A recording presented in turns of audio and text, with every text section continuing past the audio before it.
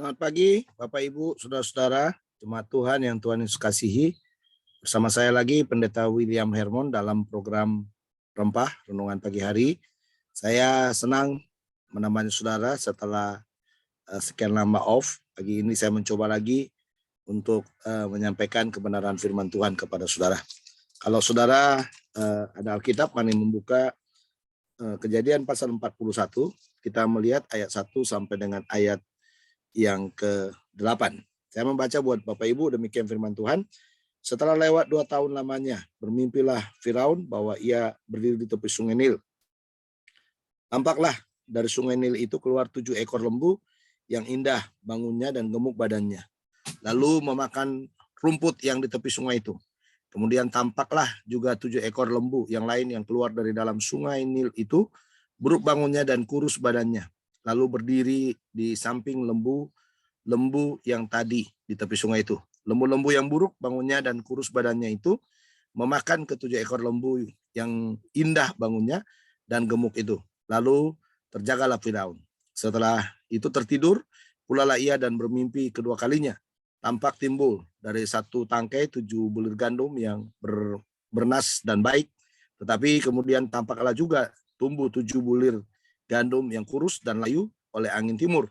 Bulir yang kurus itu menelan ke-7 bulir yang bernas dan berisi tadi. Lalu terjagalah Firaun, agaknya ia bermimpi. Pada waktu pagi gelisahlah hatinya. Lalu disuruhnya lah memanggil semua ahli dan semua orang berilmu di Mesir.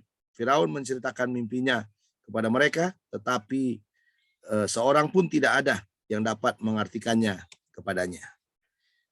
Seringkali orang menganggap mimpi itu adalah bunga-bunga tidur, atau mimpi itu adalah sesuatu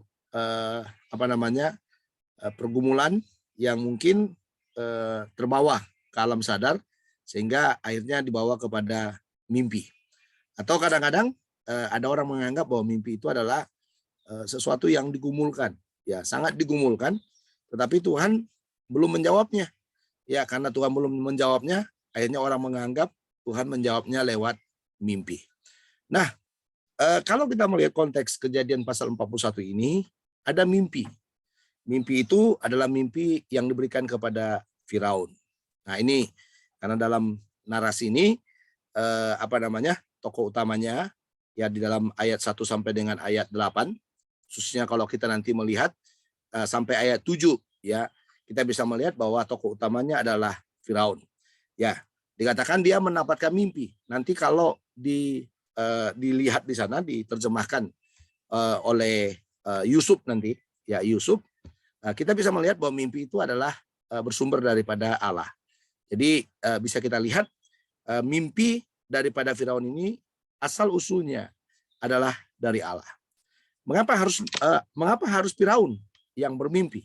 Nah, kita tahu saudara, ternyata nanti kalau kita melihat dalam terjemahan daripada Yusuf atau penafsiran Yusuf terhadap mimpi ini, bahwa mimpi ini adalah berkaitan dengan Firaun dan kerajaannya, atau Firaun dan kepemimpinannya, Firaun dan rakyatnya, atau Firaun dan masa depan Mesir ya, Firaun dan masa depan Mesir. Nah, sehingga kita bisa melihat bahwa mimpi itu memang diberikan oleh Tuhan kepada para pemimpin. Ya, jadi Allah itu memberikan mimpi kepada para pemimpin supaya apa? Supaya para pemimpin itu bisa mengerjakan segala sesuatu sesuai dengan kehendak Allah. Jadi kita bisa melihat dalam bagian ini bahwa mimpi ini nanti itu adalah sesuatu mimpi yang sangat mengenaskan tentang situasi daripada Mesir yang akan dikatakan nanti di sana itu mengalami kelaparan.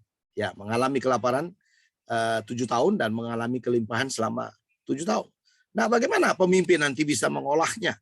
Ya, berhikmat di sana supaya rakyat bisa terjaga dengan baik. Tetapi inti pagi ini, ya dari renungan ini, sebenarnya yang pertama adalah Allah memberikan mimpi itu kepada para pemimpin. Yang kedua adalah mimpi itu diberikan kepada pemimpin supaya pemimpin itu bisa membangun manajemen yang baik atau membangun visi yang baik supaya rakyat bisa hidup dengan sejahtera. Jadi kita bisa melihat di sini bahwa memang harus kita sadari bahwa para pemimpin-pemimpin kita entah dia orang percaya atau tidak percaya, mereka semua adalah orang-orang yang Tuhan berikan mimpi. Bagaimana nasib dari satu bangsa atau bagaimana kehendak Tuhan akan dinyatakan dalam satu bangsa itu Allah berikan kepada para pemimpin-pemimpin bangsa.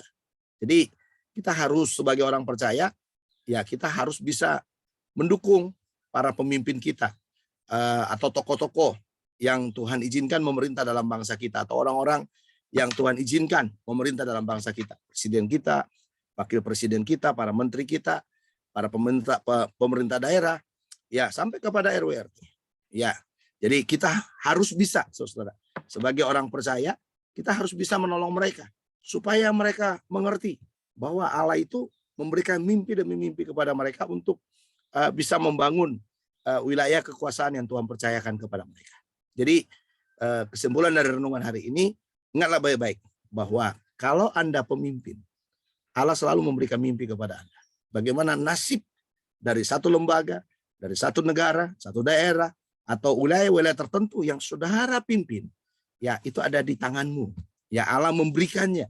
Makanya perlu relasi yang dekat antara para pemimpin dengan Allah. Perlu relasi yang dekat, kepekaan yang dekat, ya antara para pemimpin dengan dengan orang-orang yang ada di sekitarnya. Ya, jadi relasi dekat dengan Allah, dekat dengan rakyat, dekat dengan semuanya, dekat dengan orang-orang yang dipimpin.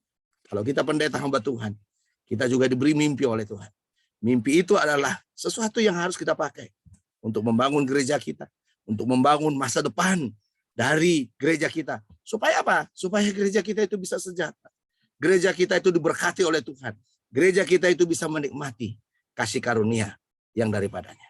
Jadi mari saudara, kita hidup di dalam mimpi yang Tuhan berikan kepada kita. Supaya mimpi itu bisa kita gunakan untuk ya memberkati pelayanan, memberkati kepemimpinan kita, memberkati kekuasaan yang Tuhan berikan kepada kita.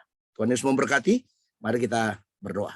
Bapak, kami percaya bahwa kami semuanya para pemimpin Tuhan berikan mimpi, dan kami juga orang-orang biasa, rakyat, dan juga jemaat Tuhan berikan mimpi. Biarlah kalau ada mimpi yang benar-benar dari Tuhan, biarlah Tuhan akan tolong kami supaya mimpi itu menjadi mimpi yang boleh kami gunakan untuk kami tunduk dan taat kepada Allah dan mengasihi Tuhan. Dan biarlah Tuhan yang akan menolong kami. Tuhan akan memberkati kami dan menguduskan kami semuanya. Terima kasih firman-Mu pagi hari ini. Dan berkatilah semua aktivitas kami dan segala sesuatu yang kami lakukan.